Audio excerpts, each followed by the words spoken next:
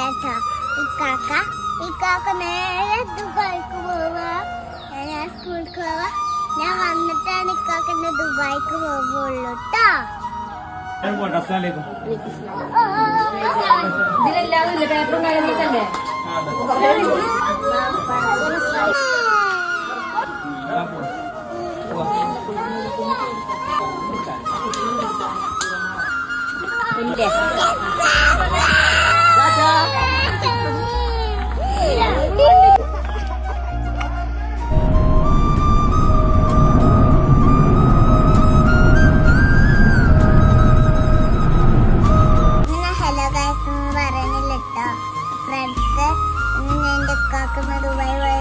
ദുബായിക്ക് പോയൊക്കെ നല്ല സങ്കടം കിട്ടോ.